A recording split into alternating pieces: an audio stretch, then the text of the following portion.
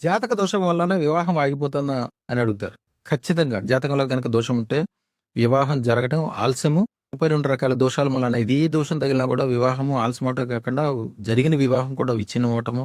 తర్వాత పిల్లల విషయంలో బాధ, రోజు కుటుంబంలో తగువులు, ఇబ్బందులు, ఆర్థికంగా నష్టపోవటం. ఇంట్లోకి కొత్త వ్యక్తి వచ్చినప్పుడు అల్లుడు కావచ్చు, కూతురు కావచ్చు. ఆ ఇల్లు మొత్తం గొప్పగా సుఖ సంపదలతోటి పెరగాలి. రోజు సంతోషం.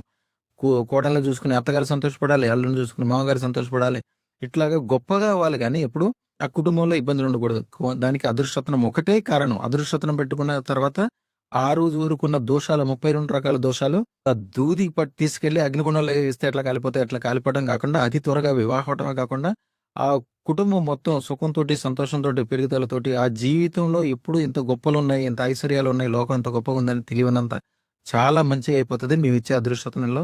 వివాహానికి అంటే నిత్యం కళ్యాణంగా నిత్య కళ్యాణం పచ్చతోరణం అంటారు. అలాంటి గొప్ప మంత్రతంత్రాలన్నీ వివరంగా రాయబడి, పూజించబడి, ఇన్ని యాగాదులతోటి పవర్‌ఫుల్ చేయబడి ఇస్తారు. జీవితం అద్భుతంగా మారుతది. శుభం భూయాత్, శుభం భూయాత్, శుభం. సంప్రదాయం మనకుంది. ఆ సాంప్రదాయాన్ని పాడు చేయకండి.